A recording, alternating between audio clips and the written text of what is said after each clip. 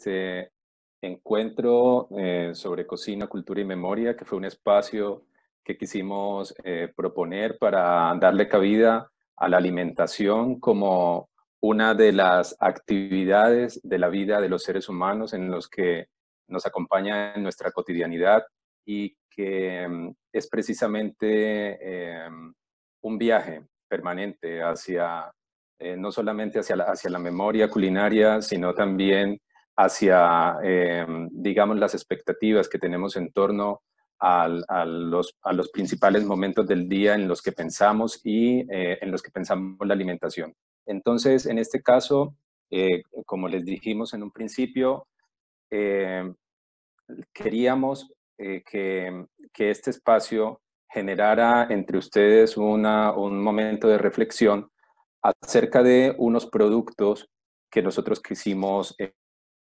traerles acá, que son productos americanos. No sé si Diana, ahí se ve ya la diapositiva. Sí, se ve, Vale, pero no se ve aún como una presentación, sino como en vale. formato foto. Ahí ya quedó completa, Ahí debe haber está quedado. impecable, sí. Vale, muy bien. Entonces, vamos a darle inicio pues a esta conversación porque siempre son muchas cosas que queremos compartir y el día de hoy vamos a empezar con este concepto, con esta, digamos, este eje temático que quisimos plantear, que es el viaje de los alimentos, un corto recorrido por la historia de la papa, el tomate, el cacao, el aguacate, la palta o la palta y la yuca.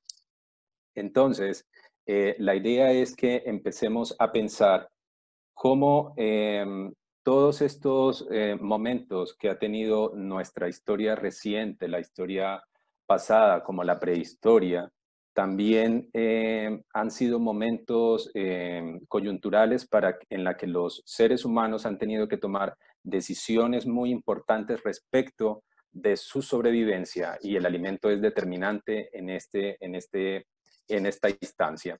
Entonces, la idea es presentarles un poco acerca de esa reflexión que hay con relación al alimento como tal. Entonces, aquí comienza pues nuestro viaje hacia la reflexión del alimento y pensar la historia de la alimentación es adentrarnos en las primeras hordas que se dispersaron por el globo terráqueo, buscando alimento, como les decía anteriormente, siguiendo manadas de animales quizás con los que se alimentaban o también tratando de encontrar territorios o ecosistemas que les fueran propicios para poder sobrevivir en estos entornos y que les proveyeran de alimentos también vegetales. Así, entonces, vamos a empezar a pensar en términos de lo que nos habla este investigador Michael Pollan, que él nos habla de un concepto que es bien interesante que se llama la paradoja culinaria. Y él utiliza inicia hablando de este concepto a partir de la etimología con la que se define al cocinero, que es prácticamente la misma para carnicero y sacerdote. Y su raíz etimológica es precisamente la magia, y es en la cocina donde normalmente se transforma el alimento. Entonces, me llamaba la atención esta ilustración que hay en el libro del hermano Fray Jerónimo de San Pelayo, que es un monje que fue enviado a la Nueva España, lo que se conoce hoy como México, y nos retratan, él ahí en su libro tiene esta imagen de este santo, que es San Pascual Bailón, y me llamaba mucho la atención la forma en la que hacen, menciona esta imagen y dice, atiza mi fogón y concédeme una buena sazón, que es normalmente lo que quiere todo cocinero, que su alimento sea un alimento, digamos, que guste a todas las personas a quienes se les sirve. Entonces, pues, vamos a empezar este viaje pensando un poco esa relación del alimento en torno al arte clásico, por así decirlo, y a la forma en la que Europa, para el momento de sus expediciones, cuando conquistan o cuando lo que ellos llaman descubren América, dan ese encuentro. Entonces aquí encontramos un bodegón que es de 1602 y es del español Juan Sánchez Cotán. Aquí él nos muestran más o menos cómo era esa época de España y cómo se pensaban los alimentos, digamos, en relación al arte. Y el arte para esa época, porque no teníamos como en la época de ahora que tenemos acceso a tantas imágenes y estamos en la era de la virtualidad, que podemos, digamos, registrar mayormente todo lo que comemos. Entonces, el arte en este caso nos va a hacer una representación de cómo eran esos alimentos en ese momento. Entonces, acercarnos al arte de ese momento también es una forma de poder identificar cómo eran esos productos. Por ejemplo, si miramos en esta imagen encontramos unas zanahorias con unos tonos más pálidos, digamos, a las que conocemos en la actualidad. Entonces es preguntarnos, ¿realmente esta pintura es una pintura tan real? Se acerca a este pintor, era muy impresionista, por así decirlo, y su imagen nos muestra una verdadera relación con el alimento para esa época. Es importante pensarlo y ya en estos momentos digamos, había una noticia de la BBC donde hablaban de que un biólogo y un historiador del arte están empezando a revisar la pintura para empezar a entender cómo han evolucionado los alimentos y cómo eran esos alimentos para esas épocas. Muy bien, entonces continuemos y partamos de la base de que la transformación de la vida cotidiana de los primeros homínidos se da a partir del fuego en relación a que el alimento, cuando se consumía por parte de los primeros homínidos, cuando no había fuego, implicaba un gran esfuerzo para estos primeros, digamos, seres humanos.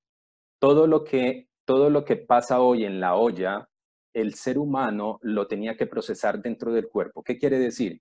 Que todos los alimentos crudos entraban al cuerpo y el gasto energético de la mayoría de estos humanos era muchísimo más alto y tenían que ocupar mucho más tiempo de su vida para conseguir alimentos y para digerirlos. ¿Y qué pasa con el fuego? El fuego transforma el cuerpo biológico de los seres humanos, el estómago ya se vuelve mucho más pequeño y el cerebro aumenta en tamaño. ¿Por qué? Porque digamos que el cerebro es uno de los órganos del cuerpo que más gasto calórico tiene biológicamente, por lo tanto, digamos que poder procesar un alimento más eficazmente va a permitir también un mayor gasto calórico y al crecer el cerebro también van a crecer, se van a desarrollar otras habilidades.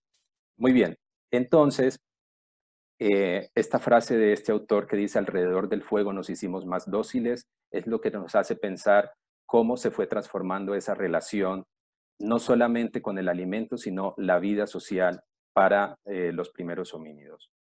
Y nuevamente Michael Pollan nos habla de la hipótesis de la cocina. Él nos dice que el descubrimiento de los alimentos cocinados cambió el curso de la evolución humana al proporcionar a nuestros antepasados una mayor cantidad de energía y una dieta más fácil de digerir. Hizo que aumentase el tamaño de nuestro cerebro, como lo dije antes, y que el cerebro es uno de los que más consume energía y es donde hay mayor gasto calórico. Y a su vez, reduce también el tamaño del estómago. Entonces, digamos que el procesamiento de los alimentos hoy día es una pauta que nos está marcando la industria. Por esa razón debemos pensar cómo es esa relación u oposición que hay con relación al acto de cocinar. Muchos nos acercamos a la cocina a partir de alimentos que vienen precocidos, que vienen, digamos que avanzados en su proceso de preparación o de elaboración. Y el acto de cocinar se ha ido perdiendo. Y en ese sentido también se habla de que existen categorías de alimentos que se denominan como comida secundaria.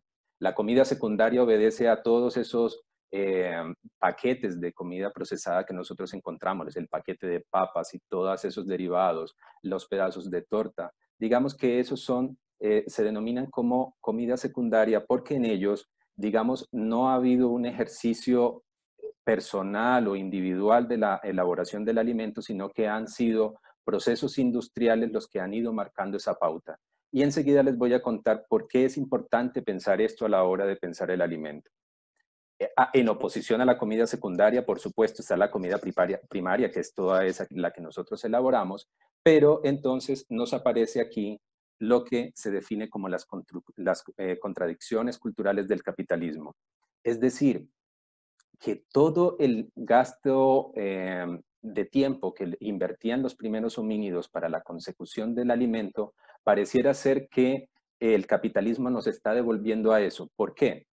Porque si ya el fuego nos introduce a una vida social, porque nos da la posibilidad de compartir la mesa, de compartir los alimentos como grupo y no seguirnos alimentando como, por ejemplo, como ustedes ven las vacas que todo el día están rumiando, que están consumiendo vegetación y lo hacen individualmente, parece ser que el capitalismo, por la celeridad cotidiana, nos está haciendo que nos alimentemos individualmente nuevamente.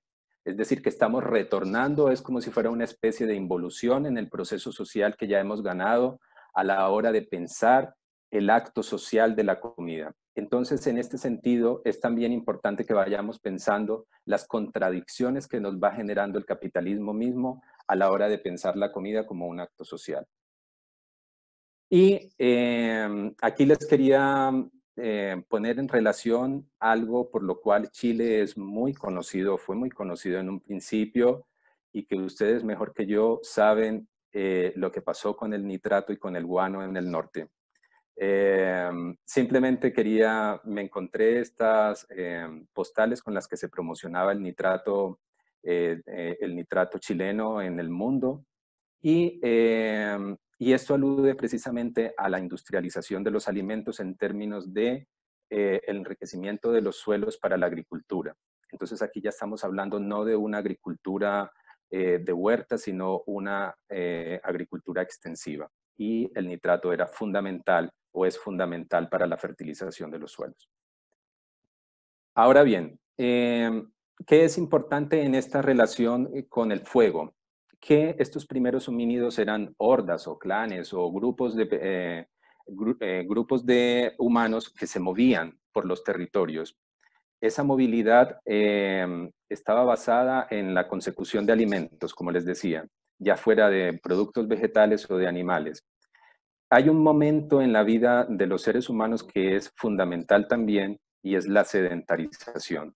La sedentarización es el momento en el que estos grupos humanos encuentran territorios o lugares propicios para desarrollar su vida social y se estancan o se quedan en un sitio fijo por tiempo indeterminado o por un tiempo determinado. Y con esta sedentarización aparece la domesticación de las plantas y de los animales. Y así es como vamos a empezar a entender cómo aparece luego la agricultura y cómo van a empezar también a cambiar algunas especies animales digamos, en las especies que conocemos hoy día y que consumimos muchos humanos. Por ejemplo, se dice que un ancestro del cerdo es el jabalí. Este acto de la sedentarización es el que va a determinar justamente cómo van cambiando esas especies. Por ejemplo, el maíz, las primeras datos arqueológicos que existen con relación al maíz eran unas mazorcas que no tienen nada que ver con el tamaño actual del maíz moderno, por así decirlo. Así luego, entonces, se define que el hombre primitivo de forma empírica descubrió cómo balancear su dieta y nutrirse bien. En cuanto se refiere a alimentos de origen vegetal, la base de esta dieta fue la asociación de cereales con granos leguminosos. ¿Qué quiere decir esto? Que en la dieta que normalmente se consumía anteriormente, por ejemplo, se dice que los grupos andinos eran grupos casi que en su totalidad vegetarianos. ¿Por qué? Porque ellos supieron equilibrar o encontraron que alimentarse, nutrirse equilibradamente correspondía al consumo de un cereal con una proteína vegetal. ¿Qué es esto? Para el caso, por ejemplo, de Asia, el consumo, el equilibrio estaba en el consumo de arroz con soya. Si nos venimos hacia el Medio Oriente y hacia Europa, nos vamos a encontrar que el cereal con el que se acompañaban estas proteínas vegetales es el trigo. Entonces encontramos que el trigo se consume con lentejas, con garbanzos, con habas Y se me escapó ahora otro de los, bueno, les quedo debiendo el otro. En todo caso, estos alimentos son muy importantes, pero ¿qué pasa en América? En América el cereal con el que se va a acompañar la mayoría de las proteínas vegetales es el maíz. El maíz es fundamental en la dieta americana, por tanto aquí vamos a encontrar que el maíz se consume con una proteína vegetal que es el frijol. Y así se va a generar esta relación, porque digamos que el acceso que se tenía a proteínas animal no es tan alto como se pudiera pensar. Se cree por los registros arqueológicos se han podido encontrar que la mayoría de las proteínas que se consumían hacia las costas, porque había un alto consumo de pescado, de moluscos y de todo lo que proveía el mar. Pero hacia las zonas interiores, hacia las selvas, el consumo de la carne era mucho más restringido. Por ejemplo, en los Andes encontramos camélidos como la alpaca o las llamas. Muy bien, eso a grandes rasgos para hablarles de cómo era ese entorno del pasado humano. Ahora, lo que quiero es que empecemos a pensar este primer momento de la comida como un acto de transformación en América. No sé si hasta el momento de pronto alguien tenga alguna duda, quisiera como comentar algo No, o seguimos avanzando. por No, ahora no hay dudas ni comentarios, así que avancemos. Está muy interesante, avancemos. Alberto. Está Vale, A mí me muy bien, gustaría hacer un comentario dime. referente también al capitalismo. Sí, Eh, en una parte tú hablaste de comida secundaria y la pobreza muchas veces está asociada al fácil acceso de comida secundaria y la dificultad para acceder a comida primaria. Entonces vemos gente con obesidad pero desnutrida, que eso también es un fenómeno interesante, creo yo. sí. Eso es cierto. Y pasa, según algunos estudios que se han hecho a partir de la arqueología, se dice incluso que la desnutrición en América no existía. La desnutrición aparece con la conquista, con los procesos coloniales. Es decir, que los americanos nos vemos enfrentados por primera vez a la falta de alimento. Y tiene que ver también un poco con las prohibiciones que hay por parte de los españoles hacia alimentos que fueron tradicionales. En el caso, por ejemplo, de los Andes, encontramos la quinoa. La quinoa era uno de estos cereales fundamentales y una forma de socavar también como la identidad era eliminar esos alimentos que eran ancestrales. Entonces, es la primera vez que aparece eso. Y con relación a la alimentación secundaria, hay estudios actuales que evidencian efectivamente que se accede mucho más fácil a alimentos secundarios, procesados o industrializados, y la obesidad obedece a eso. De hecho, hace poco hablábamos que en el caso, por ejemplo, de la pandemia está justamente en los grupos de más escasos recursos, porque no tienen la posibilidad de tener una alimentación balanceada. Entonces ahí vemos una relación también económica en torno al alimento que es muy triste, que se piense también que en estos momentos se evidencie que es justamente las pandemias las que evidencian las hambrunas y no, o digamos, o la desnutrición, para hablarlos en términos nutricionales. Pero vamos a encontrar en este relato que les voy a ir contando que justamente son los productos americanos los que van a solucionar el hambre de Europa o las hambrunas europeas. Entonces, si quieren, continuemos. Antes de que continuemos, es muy pequeño, me gustaría saber, es que tú hablaste de algunos autores que eh, relataban este proceso de la desnutrición que no existía antes en América y que llega con la colonia, con la prohibición de alimentos ancestrales. ¿Tú me podrías dar algunos nombres para poder leerlos después? Es que me suena muy Mira, interesante el tema. en la bibliografía que está al final hacen mención a esto. Yo no he abordado directamente el tema de la nutrición digamos, en la antigüedad o en la colonia, pero digamos que la bibliografía te va a ir remitiendo. Entonces, al final de la presentación hay una bibliografía que les va a quedar. Vale, Vale, muchas gracias. vale. Continuemos entonces. Entonces, efectivamente, América se vuelve el epicentro de la transformación de la cocina del viejo mundo y con estos alimentos vamos a ver cómo el arte nuevamente nos representa a esa Europa de ese momento. Aquí encontramos una pintura de Franz Schneiders de 1640 y aquí podemos ver algunos alimentos. ¿Por qué lo quise presentar? Porque cuando yo estaba armando esta presentación, aparece esta noticia de la relación del arte o la investigación que está haciendo un biólogo en torno a los alimentos que habían en Europa antes de, podría ser como que cómo el arte había abordado el alimento para esa época, para ver cómo han ido evolucionando algunos alimentos vegetales y cómo se ha transformado. Entonces, les quería dejar este pequeño punto. Aquí vamos a ver cómo están distribuidos esos alimentos o cómo se distribuían esos alimentos. La mayoría se han mantenido aún, digamos, en sus lugares endémicos y vamos a encontrar, concentrémonos en el mapa de América y ahí vamos a ver los 4 o 5 principales productos que les voy a plantear. Entonces encontramos en México el aguacate, el cacao, también vamos a encontrar que el cacao lo vamos a encontrar en el Imperio Inca, igual, al igual que el aguacate, y hay una diferencia en los vocablos para nombrar, por ejemplo, el aguacate, que lo vamos a ver más adelante. Está el maíz. Hay un alimento muy emblemático que son las calabazas o los zapallos, como los conocen comúnmente aquí en Chile, que son muy importantes también en la dieta alimentaria, en la dieta, perdón, de los pueblos originarios.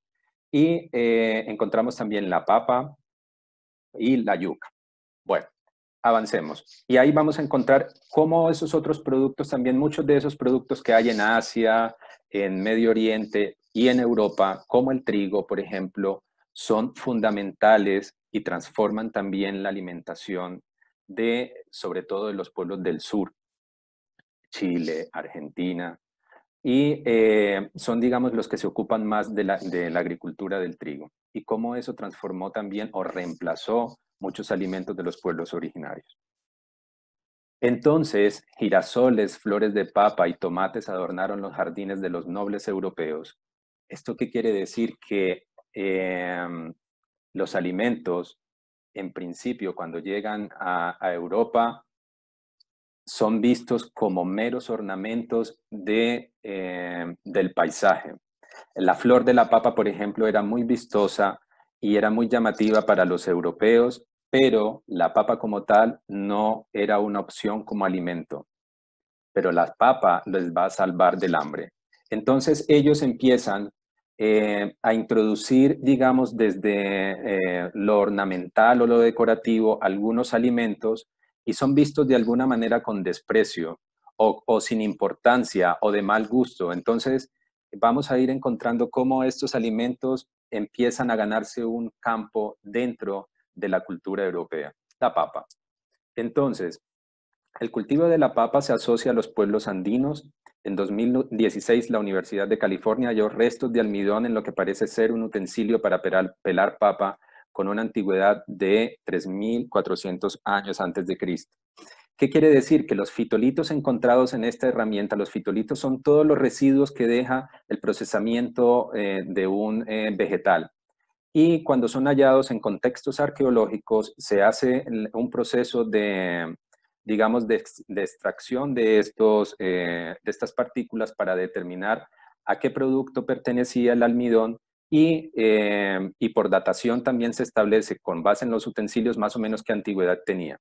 Y se estableció que la papa se encuentra asociada, en este caso, a la zona andina. Este hallazgo fue en el sitio llamado Huizcairumoco, en la cuenca del Titicaca, al sur de Perú. Y hablemos un poco entonces de esta relación histórica. La papa se estima que llega a Sevilla. Sevilla es digamos, el puerto más importante de Europa. Bueno, algo que pasé por alto al decirles, y es que justamente el viaje de Colón es un viaje por las especias. Es decir, que si nosotros empezamos a entender también esta relación o este viaje, es también pensar o preguntarnos cómo la comida ha movilizado incluso este tipo de expediciones, porque cuando ellos deciden hacer el viaje, ellos lo que quieren es encontrar una nueva ruta para las especies que les permita acceder a estos productos porque no tenían la posibilidad de acceder porque había limitaciones por el tránsito hacia las Indias.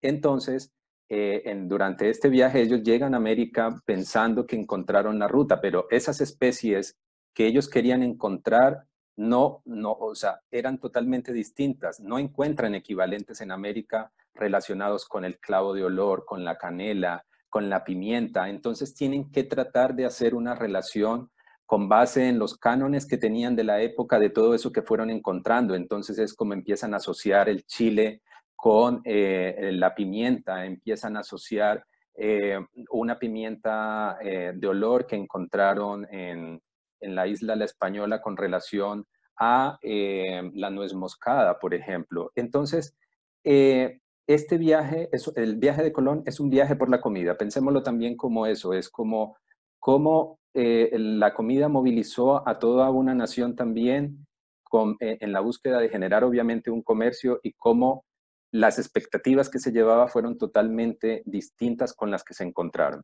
Entonces, volvamos a la papa. La papa llega a Europa y se estima que es llevada a Europa en 1535 al puerto de Sevilla, que era uno de los puertos más importantes en ese primer momento del siglo XVI, y se dispersa por todo el viejo mundo. Pero se dice que el rey de la época la vio como algo soso y se la obsequió al Papa Pío V. Se la manda en obsequio, pero él tampoco le presta mucha atención y decide que la papa la siembren en el jardín, en sus jardines, y cuando florece da unas flores preciosas y entonces era muy llamativa por sus flores más que por el alimento. El alimento no se veía la relación del alimento con la papa. Pero además, una de las cosas que jugaba en contra de la papa era que se pensaba que la papa producía lepra y era como una asociación ya a la enfermedad.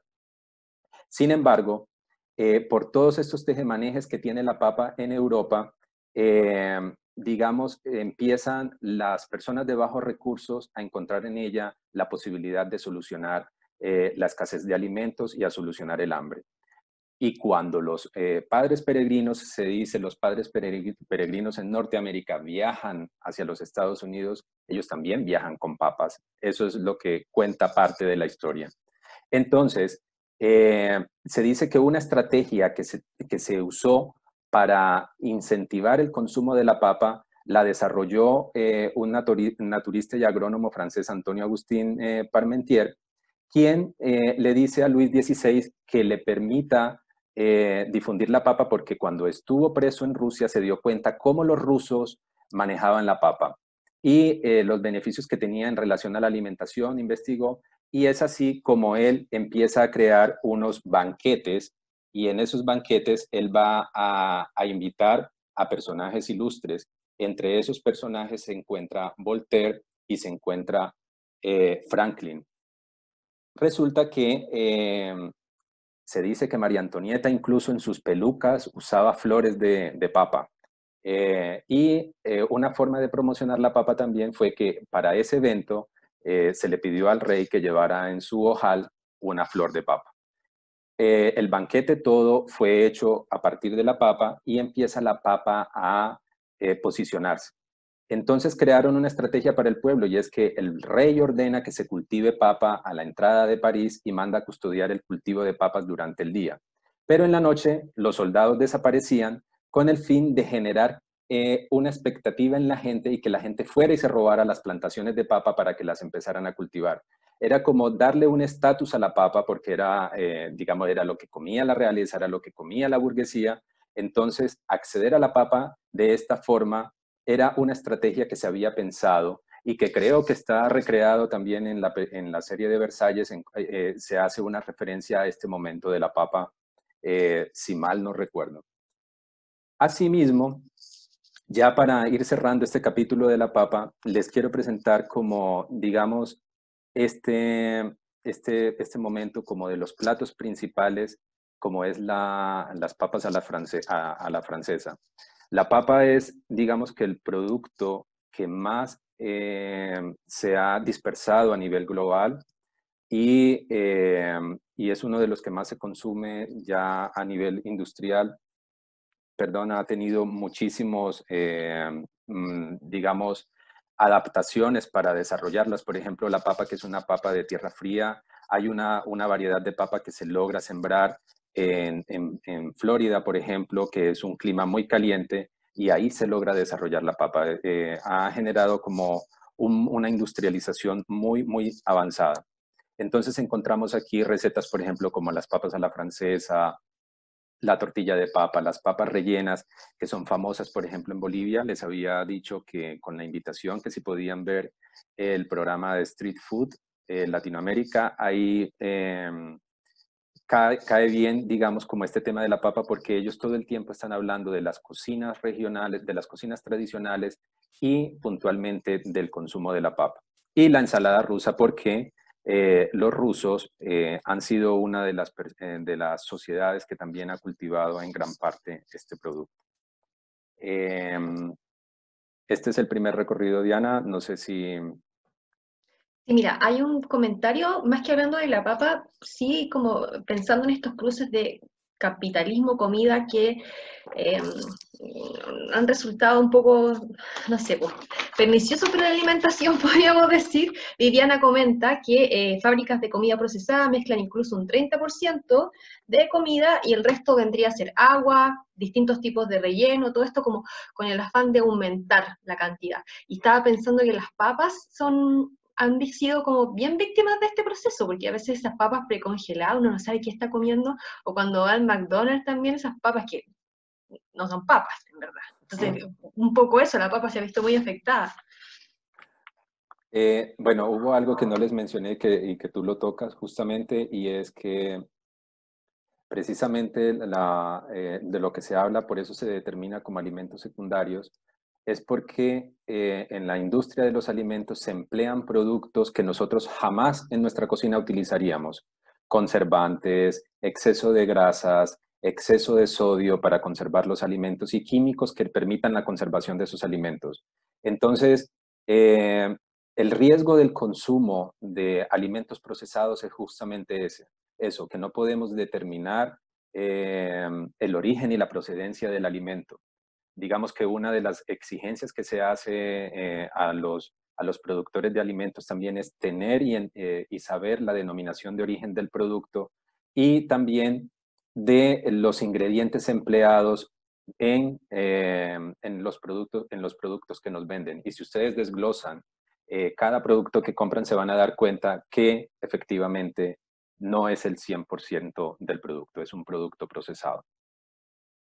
Oye, Así Alberto, es. también nos comenta Rayén, sí, un detalle sabroso, porque esas papas rellenas se ven increíbles en la foto. Dice que hay varios modelos de papas rellenas en Bolivia, salía en formato redondo y en Perú se crea un puré molido dentro de la cáscara. Eso tiene que ver con las preparaciones en realidad, que cambian tanto Sí. de país en país. Son diversas, o sea, esta conversación es muy difícil hablar de comida justamente por eso, porque uno no sabe si centrarse en las recetas, si centrarse en el producto, en la técnica, en los utensilios, en los recipientes. Entonces, digamos que este conversatorio es también una forma de tratar de acercarnos a todo el universo culinario en su dimensión, en los utensilios, en los productos. Entonces, digamos que esto es una aproximación al producto como tal y no quise dejar pasar esto sin mencionar algunos platos, porque efectivamente también es lo que nos interesa, o sea, es como pensar el producto en relación al plato. Entonces, sí, en Colombia existen unas papas rellenas también, que son muy parecidas a las de Bolivia. Entonces, encontramos un sinfín de, digamos, de opciones y de alternativas que dependen también de los cocineros y de los lugares en los que nos encontremos. Sigamos avanzando y ahora abordemos este otro maravilloso producto que es el tomate, que sin él no podríamos pensar la cocina italiana principalmente en el día de hoy. El tomate, como dice acá la presentación, proviene del náhuatl xicomatl y tomatel. ¿Por qué hice esa diferenciación? Porque es que comúnmente en la cocina mexicana se distinguen dos variedades de tomates. El que ellos llaman el jitomate es el que nosotros comúnmente conocemos como tomate, pero ese otro tomate, el que ellos denominan como tomate, es un tomate verde con el cual se hacen unas salsas y es el menos conocido. Estuve tratando de encontrar una imagen para ilustrar cómo se representa este tomate, pero no la pude encontrar y es porque él tiene como una especie de cubierta en la que viene protegido, que es como una especie de papel también, en la que viene este tomate. Entonces, con relación al origen y al viaje del tomate, se vincula con los Andes peruanos, a pesar de que se piensa que el tomate es originario de México. Algunos teóricos plantean que realmente donde existen más variedades de plantas silvestres de tomate es en Perú. Y se cree que las migraciones de aves dispersaron las semillas en México. Y allí fue que estos pueblos originarios que estaban asentados, que ya habían hecho sus procesos de sedentarización, empiezan a domesticar el tomate. Entonces allá es donde digamos que el tomate es domesticado como tal, pero parece ser que su origen está más asociado con Perú. De hecho, se dice que en las Islas Galápagos hay dos especies de tomates originarios de ese lugar, que son endémicos. Entonces, encontramos que el tomate se encuentra disperso desde el norte de Chile hasta el sur de Ecuador. Y a su vez, como les dije, fue domesticada en Mesoamérica, en los territorios que hoy comprenden México, Guatemala. También los españoles no sabían diferenciar el tomate, como les dije. Para ellos era lo mismo jitomate o tomate, por lo tanto se quedaron con el vocablo de tomate para definirlo. Y la primera mención que aparece del tomate en la historia, una de las primeras que aparece es del conquistador español Bernal Díaz del Castillo, que se refiere al tomate en el ámbito culinario por primera vez, pero Fray Bernardino de Sahagún describe que su uso está asociado a guisos hechos con pimientos, pepitas de calabaza, tomates gordos y otras cosas que se vendían en los mercados de la época. No existe una fecha concreta con la cual este producto llega a Europa, pero se especula, vuelvo y les digo, que Sevilla era uno de los puertos más importantes de Europa para esa época y se cree que llegó a Sevilla en ese momento. ¿Qué pasa en Sevilla? Que en Sevilla hay una confluencia de mercaderes, comerciantes italianos en este puerto es donde se proveen todas las embarcaciones que vienen en expediciones hacia América. Pero ahí también se compran productos que se van a vender en el resto de Europa y se estima que el tomate es llevado a Italia. Entonces, antes de eso, bueno, una de las relaciones que aparece definida en la historia es que en el Hospital Sangre en Sevilla, en 1608, aparece por primera vez registrado en un listado de compras de este hospital.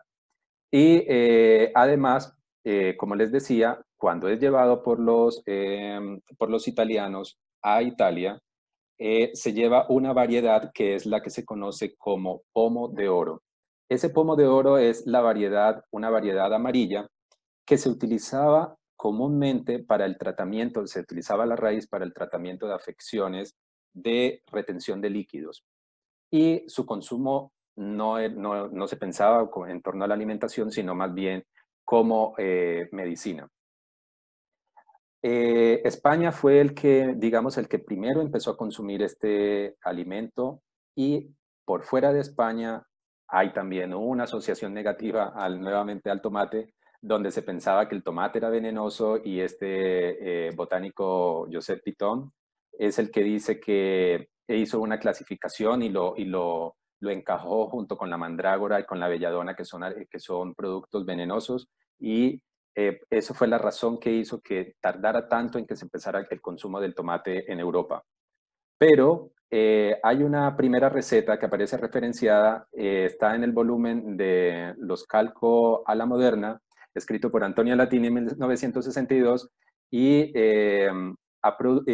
siempre se habla de las recetas que son a la española, que en este caso es a la española. Entonces, bueno, esa pronunciación en italiano no tengo idea, pero en todo caso es esa relación que todas las recetas están referenciadas como a la española porque llevan el tomate.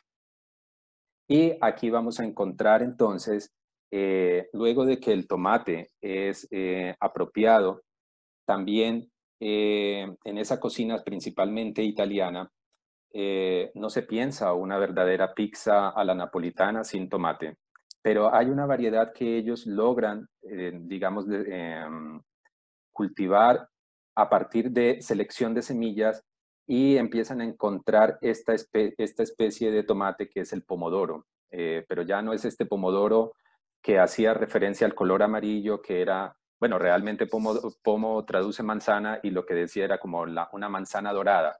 En este caso, el pomodoro que se desarrolla en esta variedad de tomate muy rojo, de un rojo muy intenso, es una variedad alargada, y más delgada, diferente al que se da en México, que el de México es más redondo y es el que nosotros comúnmente conocemos. Entonces, la cocina italiana, hoy por hoy, sin la salsa napolitana, no podría ser pensada. En este caso, encontramos aquí unos referentes de platos que son la salsa de tomates para pasta italiana, el pisto manchego, la sanfaina catalana, el gazpacho andaluz, el sofrito, digamos en Centroamérica, el hogao antioqueño, que es digamos que el lugar del que yo provengo. Son unas especies de sofritos que son a base también de tomate y otros ingredientes. Entonces, es esta relación con el tomate la que nos permite contar un poco de esa historia.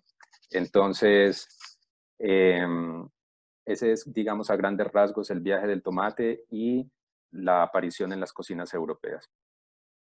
Oye, Alberto, como sobre el tomate acá, señalan unas cosas que son interesantes porque bueno, ahí Graciela, o sea, Gabriela y Viviana señalaban que el tomate, ahora que venden en general en supermercados como súper lindo, pero bien sabor a nada, que es muy, muy malo ese tomate en realidad, y que antiguamente solía haber un tomate que no era tan perfecto, medio deforme tal vez, pero pucha, qué sabroso ese tomate, y la responsabilidad viene a ser de los transgénicos. Me imagino que en esa discusión no nos vamos a meter porque el tema de los transgénicos da para un club por sí mismo, Sí. pero igual es interesante ese tema de cómo nuevamente pensamos en la industria alimentaria y cómo nuevamente nos vemos como perjudicados de alguna manera por esto de como ya altera también nuestra, no solo lo económico, sino que también altera el plato que disfrutamos.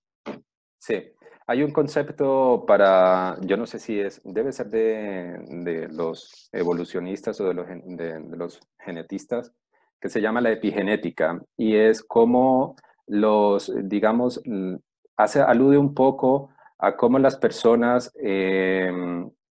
su cuerpo se adapta no solo a su entorno, a unas condiciones, digámoslo así, a medioambientales, sino también a la alimentación y cómo la alimentación le permite a esas personas, digamos que, procesar mejor los alimentos. Y efectivamente, cuando les hablaba de los procesos de sedentarización y de domesticación de las plantas, de alguna manera la domesticación de las plantas es también una manipulación genética, pero natural de los alimentos, y es encontrar semillas. Es decir, si yo en mi casa tengo un árbol de aguacate, y veo que un aguacate, me como el aguacate más grande, el más carnoso, el más sabroso, yo digo, esta semilla es la que quiero sembrar, por ejemplo.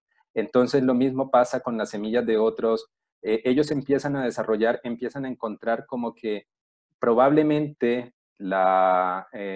algunas semillas por ese producto que se acaban de consumir, que puede tener una ventaja frente a los otros productos.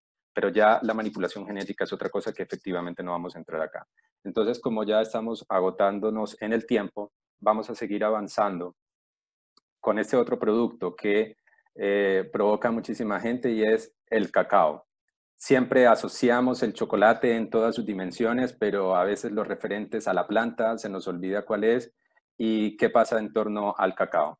Entonces, el cacaotero es, digamos, una planta que aparece en la historia de Mesoamérica y la primera referencia que aparece es en los olmecas y ellos tenían un vocablo que era cacao. Y ahí es donde se empieza a mencionar el primer uso, como digamos, la manipulación o el manejo de la planta como alimento.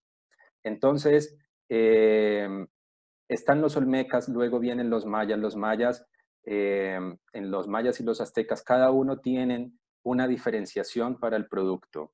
Entonces, para los mayos el chocolate es nombrado como el chocolá y se aprovechaban sus derivados también. Entonces encontramos que la manteca de cacao se usaba, perdón, para el tratamiento de heridas o para cicatrización y incluso yo recuerdo que a nosotros pequeños nos untaban manteca de cacao en las heridas para ayudarnos a cicatrizar. Los aztecas, por ejemplo, a la semilla la denominaban cacahuatl y parece ser que el origen del vocablo español proviene del vocablo azteca. Entonces, en náhuatl, xocolatl significa agua amarga.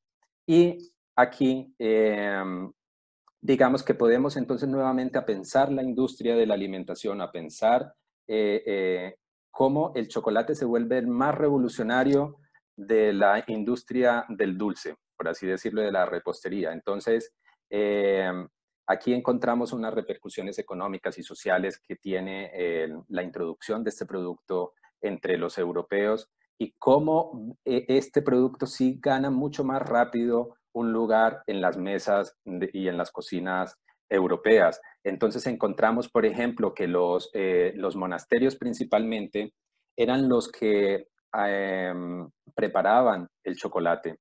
Pero ¿qué pasa?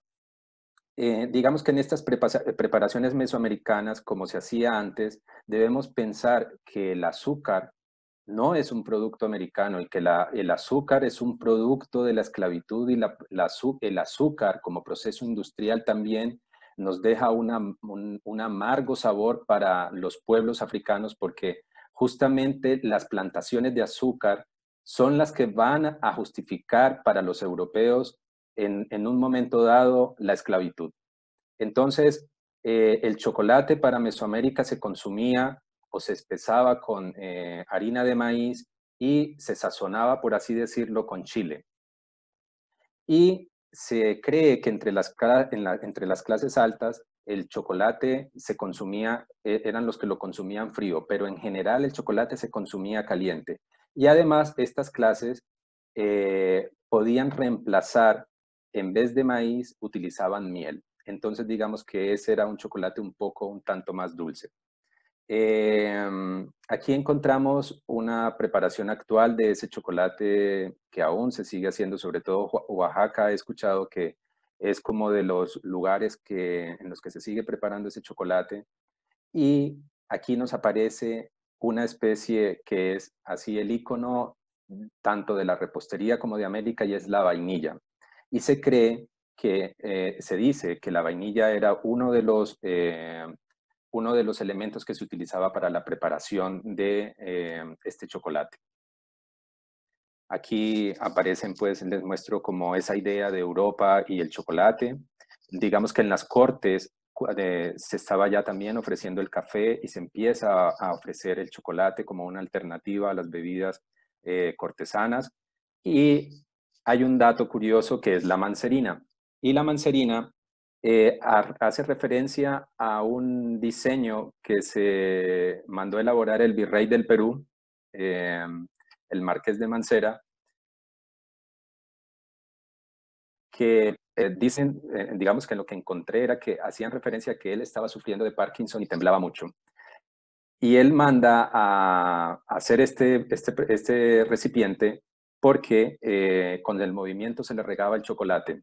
Entonces, una forma de evitar que se regara, él justifica la creación de esto es porque no quería que sus cortesanas o que sus mujeres invitadas a sus celebraciones se chorrearan los vestidos con chocolate, por lo tanto el plato permitía que todo residuo que se cayera de la boca cayera en el plato, pero en él también había pan y ahí se podía remojar el pan. Entonces es como un dato curioso histórico. Y aquí, por último, unas preparaciones de chocolate. Y sé que mucha gente muere por el chocolate, yo no soy fan del chocolate, entonces eh, esa es como otro apartado del chocolate. Avancemos nomás, Alberto, porque en Vale, realidad, bueno, hay confirmación de que en Oaxaca hay muchas variedades muy ricas de chocolate. Por muy ahí bien. comentan, sí. Sigamos pues entonces para que vayamos entonces terminando. Llegamos al aguacate, del náhuatl aguacatl, y es la persea americana. Este vocablo, digamos que traduce como testículo en náhuatl, y uno de los registros arqueológicos más antiguos se encuentra en Coxcatlán.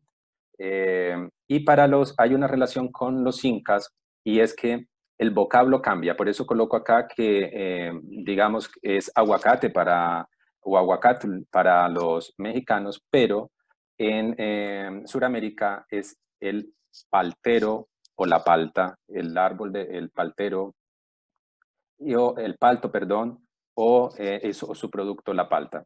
Y alguna vez me pasó que me ofrecieron abocado y no entendía qué era, y resulta que es que ese vocablo es muy famoso, parece ser que en la alta cocina, entonces se habla también de abocado para referirse al aguacate.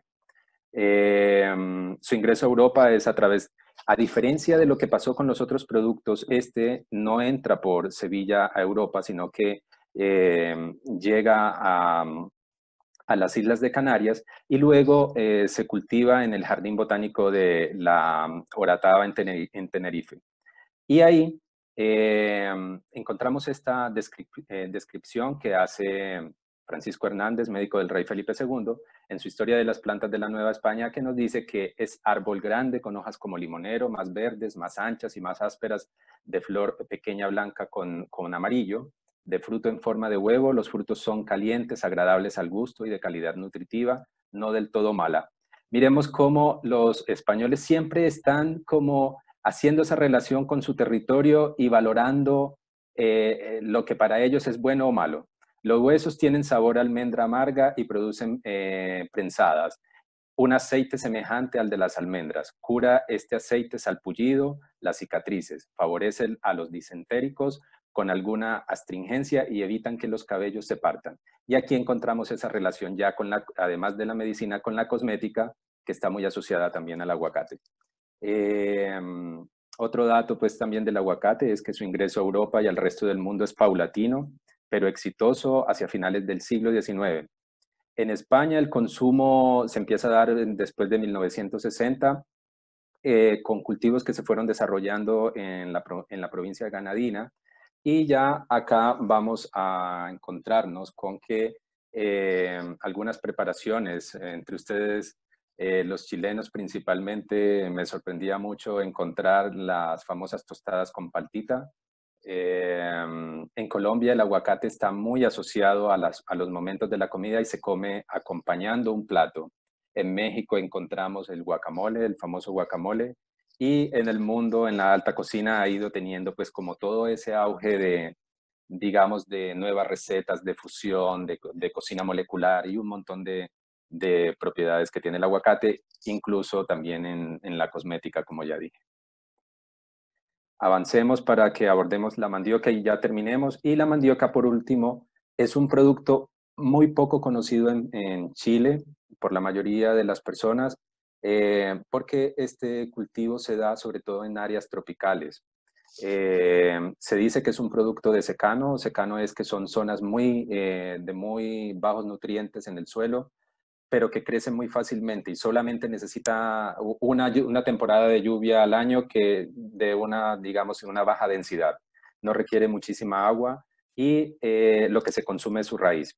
Entonces, es originaria del Amazonas, está asociado con la yuca brava y los registros arqueológicos que existen están determinados hacia la yuca brava, y con la yuca brava era que se preparaba el casabe luego de un proceso de extracción de su veneno, en el que la harina luego se tostaba o se hacían unas tortas que dan forma al casabe, y que también era visto con cierto desprecio por los españoles, pero que fue el que les permitió a ellos saciar el hambre cuando hacían sus expediciones y acababan sus alimentos traídos desde España. Entonces, a pesar de ser el casabe de ser un producto o una preparación despreciada o vilipendiada por los españoles, digamos que fue el que los salvó en sus épocas de hambre. Este producto es llevado principalmente, como les dije, como es un producto tropical, encuentra muchas buenas condiciones, sobre todo en África, y recordemos que el proceso esclavista duró aproximadamente 400 años, lo que quiere decir que en los viajes transatlánticos se llevaron algunos productos a distintas partes del mundo, por lo tanto, se piensa que algunos de los esclavizados africanos, cuando llegan al territorio, reconocen estos productos que ya habían en sus territorios. Entonces, hay una variedad que es la que se consume normalmente, que es una variedad que no es venenosa, que es baja en ácido anhídrido, que es la variedad Manihot esculenta, que es esta planta que vemos que esta niña está sosteniendo en sus manos, y es la yuca como normalmente la conocemos. No se puede consumir cruda y siempre se prepara básicamente en una forma de cocción básica en agua y se usa para acompañar normalmente pescados. Y en la parte de arriba vemos una preparación que es una tapioca. Es una tortilla de tapioca que se consume mucho en Brasil y está rellenada con queso y con carnes. Y aquí vemos, esto fue una foto que tomé, creo que en Europa, que me llama la atención. La forma para conservar la yuca es, si ven que esa yuca está brillante, es porque se descompone muy rápido, se daña muy rápido, y lo que se hace para conservarla es darles un baño de parafina, y este baño de parafina lo que hace es que no le entre oxígeno y no la descomponga rápidamente y pueda aguantar el viaje transatlántico o el viaje, no sé, si las montan en avión. Nada, esta es como el viaje culinario, y ahí acabamos ya con estos productos, así a grandes rasgos. Nos preguntan si existe la yuca verde, Yuca verde no. ¿no? Y por adelante. ¿A qué se referirá con verde? A ver, lo que pasa es que el proceso de maduración de la yuca es un proceso bastante largo. Una yuca tarda en madurarse aproximadamente mínimo 10 meses. En total, una yuca puede estar sembrada 12 meses, por lo tanto, en torno a la yuca siempre se han sembrado otros productos, principalmente maíz, porque lo que hacen es que estos cultivos, acompañados, por ejemplo, los mesoamericanos cultivaban maíz y frijol, lo que hacía que el frijol se enredara en la mata de la mazorca y tuviera un soporte.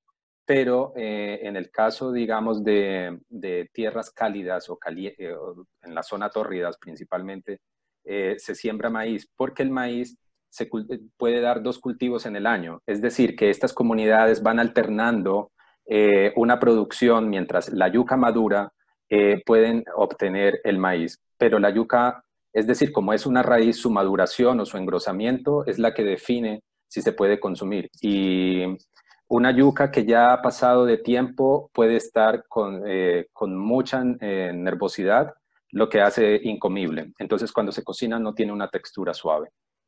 Oye, Alberto, y al ser también esto una raíz, ¿se le puede considerar a la yuca un tubérculo como a la papa? Es que la yuca, sí, la yuca de hecho es un tubérculo. Entonces, es igual que la papa. Lo que pasa es que, digamos que la papa se extrapola en términos de clima a un clima muy frío y requiere unas condiciones, digamos, no se puede dar en tanto calor, pero como les dije, la industria ha logrado ya sembrar papas, por ejemplo, en Florida. En este momento la yuca no se puede sembrar en zonas muy frías. Se puede sembrar, creo que hasta una altura de 1.700 metros sobre el nivel del mar, pero más de ahí la yuca no se podría sembrar. Ahora en Chile es más común encontrar yuca. Igual por ahí en el chat vi que algunas personas no la conocen, pero Sí, ha llegado con producto de esto de la migración, uno de los grandes como beneficios maravillosos que tiene es que hemos podido llegar a muchos alimentos nuevos, comidas deliciosas, y ahora se puede ver mucho más la yuca en los mercados. Yo no sé si tú nos puedes, porque por ahí alguien mencionó la yuca frita, no sé si tú nos puedes mencionar alguna preparación como para las personas que recién la van a, como la yuca y ahora voy a comprar, ¿cómo la hago? ¿Una forma de preparación? mire, me voy a permitir una propaganda comercial. Hay un restaurante peruano que se llama Barra Chalaca, que vende, digamos, en Chile la yuca preparada que mejor me he comido aquí en Chile, que ellos venden pescados, sudados. Pero digamos que la forma de preparar la yuca para encontrarla más atractiva cuando te vas a acercar por primera vez a ella, sí es frita, efectivamente. Y es que eh, tú la consigues en el supermercado.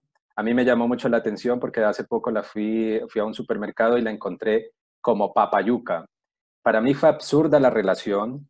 Yo, digamos que no podía entender cómo le habían dado ese nombre, pero creo que fue como una estrategia también comercial para poderla vender a las personas que no conocen la yuca y encontraran como una relación similar, pero digamos que en cuanto a sabor, a textura, no guarda ninguna relación con la papa. Así es que no piensen nunca la yuca como una papa porque es un producto totalmente distinto. Y hay una preparación muy famosa, sobre todo, por ejemplo, en Centroamérica, sobre todo en Costa Rica, se llama la alcapurria, en Colombia se llama la carimañola, y es un frito donde tú haces una masa con la yuca luego de la cocción, como la ven ahí en la fotografía, se macera, se sazona con sal yo la sazono normalmente con un poco de mantequilla y ajo también macerado. La amaso muy bien hasta que suelte todos los almidones y una vez que haya soltado todos los almidones, se rellena normalmente o con queso costeño en Colombia, que es un queso fresco pero seco, sin tanto líquido,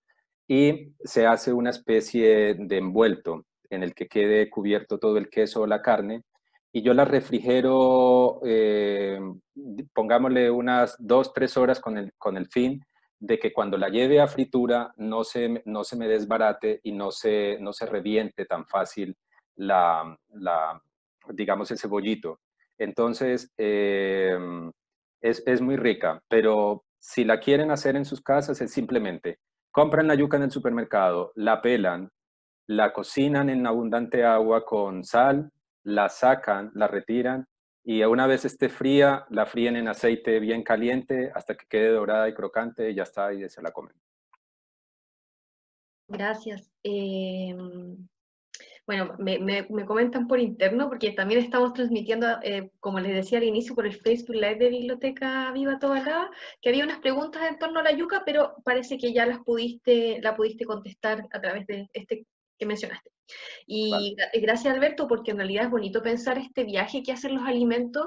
Eh, yo creo que también al momento de cocinarlo, uno los cocina con más respeto al momento en que piensa todo el recorrido histórico y bueno, desde que se entierra la semilla en la tierra de los alimentos, es bonito hacer ese recorrido, conocerlo y así yo creo que uno cocina con respeto y amor hacia el ingrediente que está utilizando. Así que muchas gracias por esto. Y ahora Vale. vamos a invitar a nuestra compañera Angélica. Angélica, ¿estás por ahí? Por las recomendaciones bibliográficas. Hola, ¿me Hola, hola. escuchan? Sí, perfecto, te vemos perfecto. Em, bueno, ahora te cedo ahí palabra para que nos cuentes acerca de este cruce, porque somos biblioteca, así que nos importan muchísimo los libros, para ver estos cruces entre los temas que hemos tocado hoy y las recomendaciones de libros. Y bueno, primero agradecer a todo el equipo de Tobalaba por aceptarme en mi autoinvitación a su club, que está súper bueno. Así que partimos con los recomendados.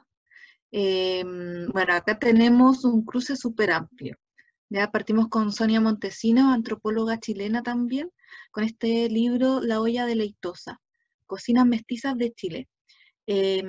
Bueno, la Sonia es una antropóloga muy destacada, siempre velando por el patrimonio nacional y lo que ella hace con este libro, que fue premiado en el 2005 como el mejor libro de cocina, es tomar recetas populares de norte a sur. Lo va a dividir en 3 etapas: la andanza nortina, el camino del centro y el camino del sur, y va a tomar recetas tradicionales de, más que nada, criollas, como el charquicán, las empanadas, las humitas, y va a ir haciendo un recorrido histórico como el que hizo Alberto ahora, viendo como su transformación en la cocina de su comienzo a la actualidad.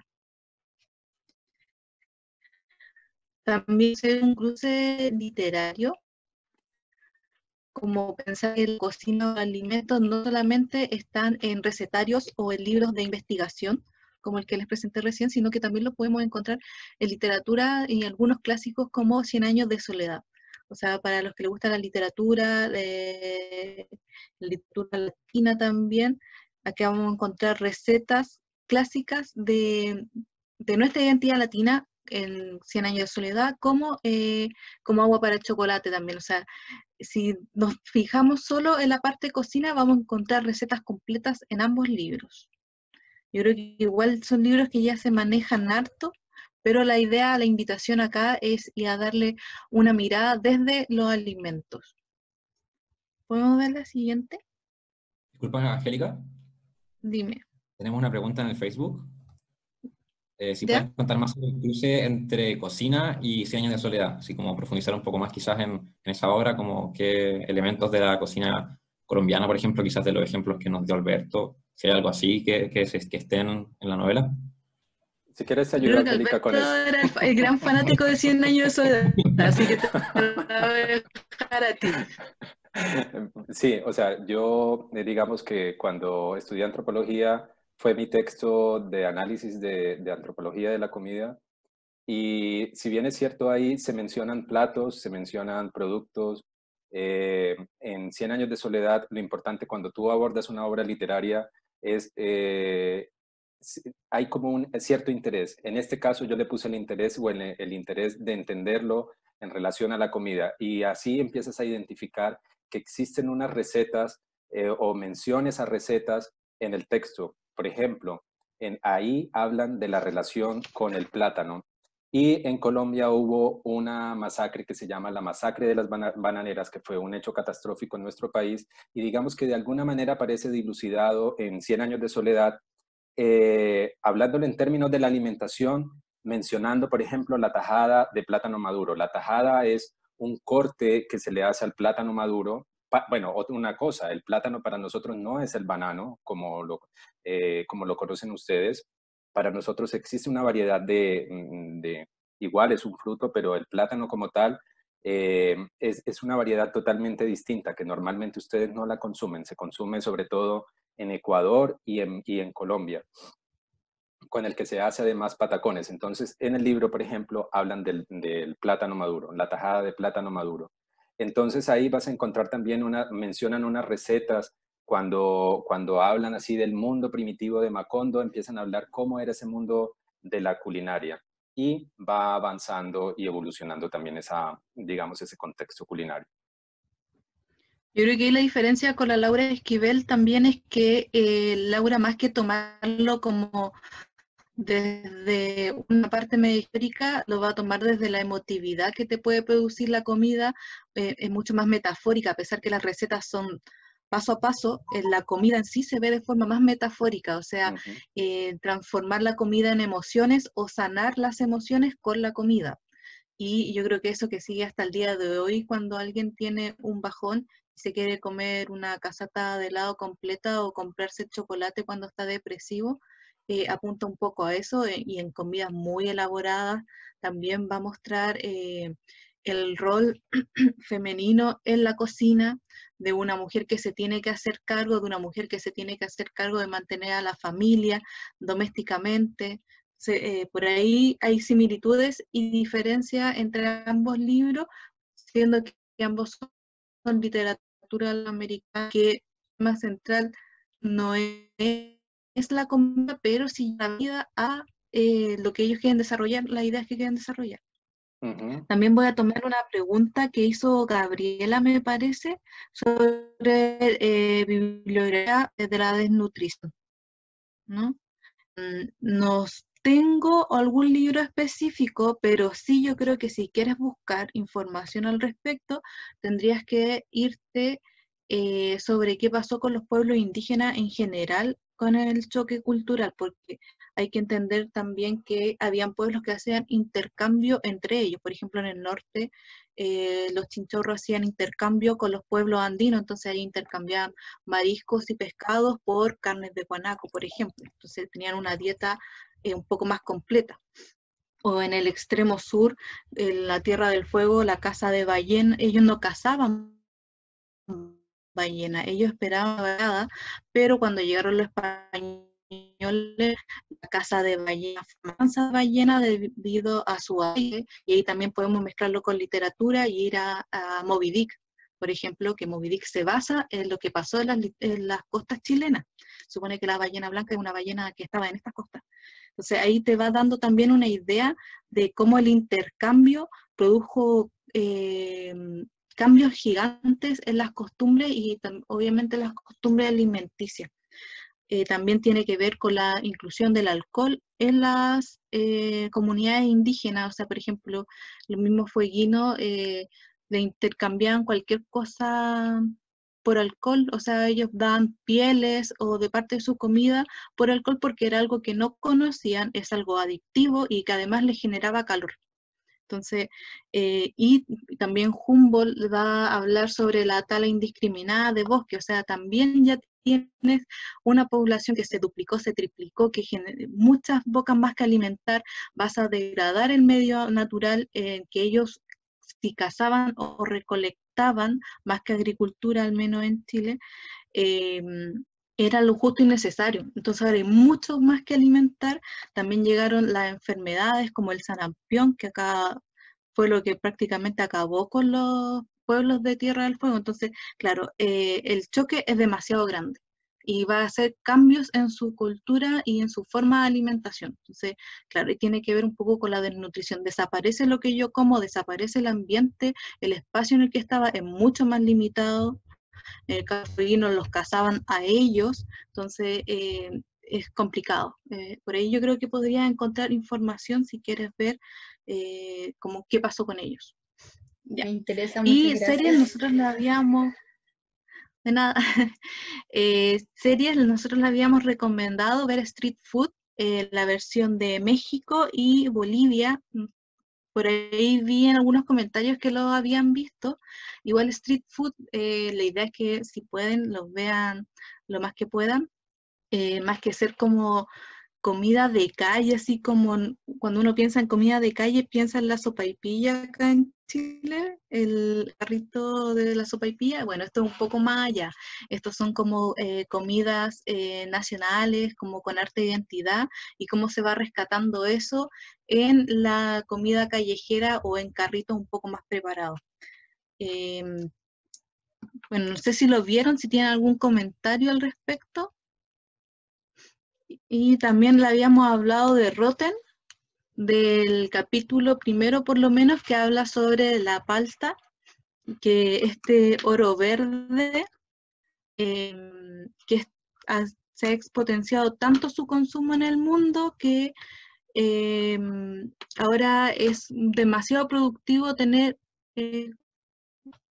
tanto que en México ahora los secuestros se hacen a los productores de palta, porque se asume que ellos tienen demasiado dinero porque venden muchas paltas, entonces es como un factor de doble riesgo.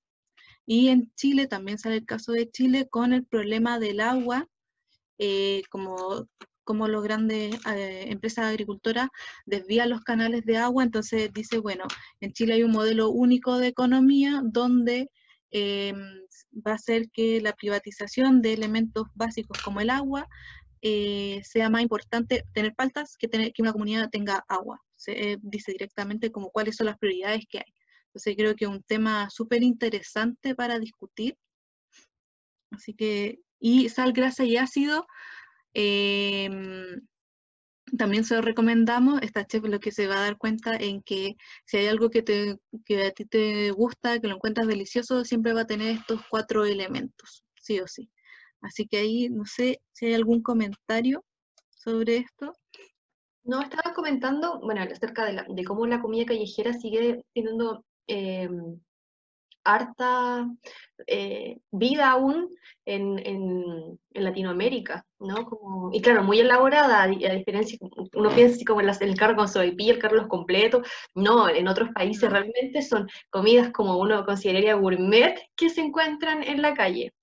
Y también hacen eco del tema de la palta, que es un gran tema. Nosotros también habíamos tenido la oportunidad de conversar y pensar acerca de esto en un club que hicimos con el Parque Metropolitano, que era como el abuso del agua para el cultivo de paltas. Ha generado un problema ecológico importante.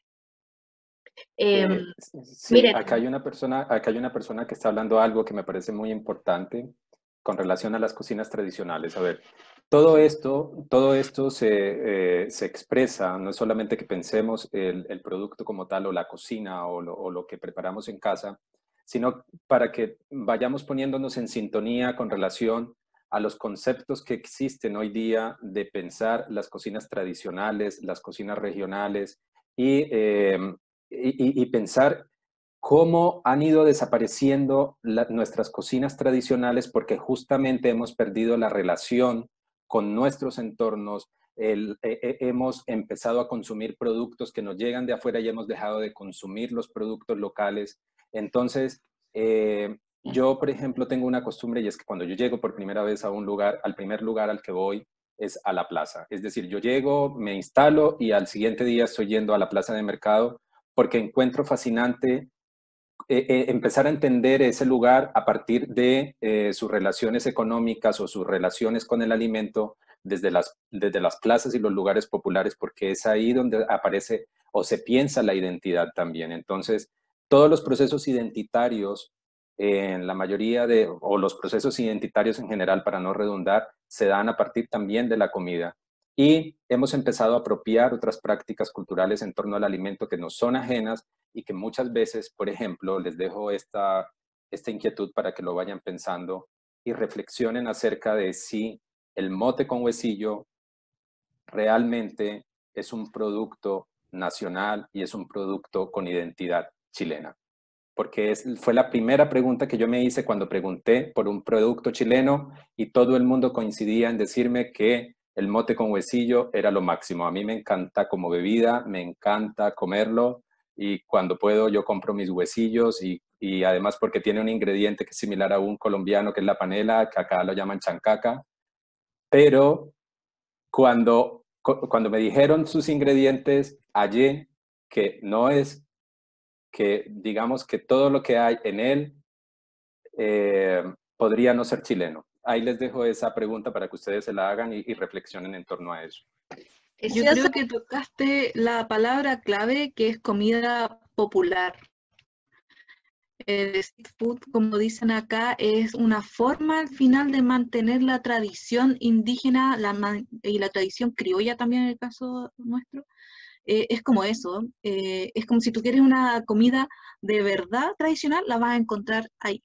Más que incluso en un restaurante gourmet, porque el gourmet te la transformará en minimalista, le da un toque eterno. Entonces, es como donde se mantiene esa espera a que te invite a casa de un abuelito o algo así, la puedes encontrar, claro, en este tipo de carritos que se muestran ahí.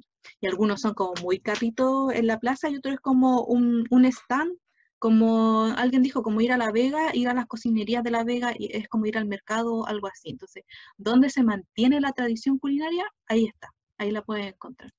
Yo quiero tomar el tema de... perdón, es que por el tiempo vamos a dejar la última pregunta que va a señalar Rayen y luego ya tenemos que ir terminando porque ya vamos a llevar 1 hora y media de club. Ya se detonó mucho interés, eso es genial, pero tenemos que ir avanzando con esto. Así que Rayen tenía un comentario o pregunta y vamos a cerrar ahí. Y por último, después retomamos algunos de estos temas al inicio de la próxima sesión. Ya, ¿me escuchan? Sí. Sí. Ya, yo quería solo retomar el tema de Alberto cuando dijo que nos cuestionemos si el mote con huesillo era chileno. Yo, por lo que sé, que bueno, todos sabemos que Chile es una mezcla de muchas culturas por la conquista y todo eso, que nosotros los platos que conocemos tradicionales son influencias de otras comidas. Por ejemplo, el poroto con rienda, si empezamos a buscar, es una influencia de un plato originario de España. El charquicán es el único que podría tener denominación como chilena. Todos los otros son influenciados. Eso nomás quería decir, que al fin y al cabo tenemos nuestra cocina, pero influenciada con nuestros conquistadores. Eso. Vale, muchas gracias. Por supuesto, es que, digamos, lo vimos a través de este conversatorio, que las cocinas no permanecen intactas y son transformadas por las influencias de un lado y de otro. Cuando hago la pregunta en relación al mote con huesillo, la hago pensando un poco, digamos, como a ese pasado reciente de las nacionalidades o de las identidades culturales. Entonces, digamos que ese referente o ese imaginario colectivo que hay siempre con relación a lo tradicional o a lo ancestral es muy ambiguo y no puede estar referenciado, digamos, en ese pasado reciente, porque justamente lo que tú estás diciendo es que el proceso de conquista efectivamente introdujo nuevos productos, y también los procesos migratorios posteriores que hubo también introdujo variaciones en la dieta alimentaria, pero mi invitación es para que reflexionemos a partir del mote con huesillo qué es realmente lo que corresponde a alimentos que podríamos de alguna manera denominar ancestrales. Hacia allá va planteada mi pregunta. Esa es como la tarea que nos dejas para la próxima sesión. Sí. Nos vemos entonces el próximo miércoles a las 7 de la tarde. Nuevamente les vamos a hacer llegar el link. Muchísimas gracias a todas, todos los que han participado de esta sesión. Lamentablemente el tiempo siempre se hace un poco corto, pero generó harto interés y eso para nosotros es súper bueno. Para terminar, solamente darles algunos anuncios que no alcanzamos a hacer al inicio porque partimos unos minutos tarde, les pedimos disculpas. El día lunes a las 19 horas a través del Facebook Live de Biblioteca Iba Tobalaba, donde pueden volver a ver este video, de hecho, estamos haciendo un ciclo de entrevistas, y el próximo lunes tenemos a Sandra Marín de Estudio Repisa, donde vamos a hablar acerca de la creatividad y el arte en épocas de cambios como las que vivimos ahora con este tema de la pandemia y qué sé yo, así que los invitamos a eso.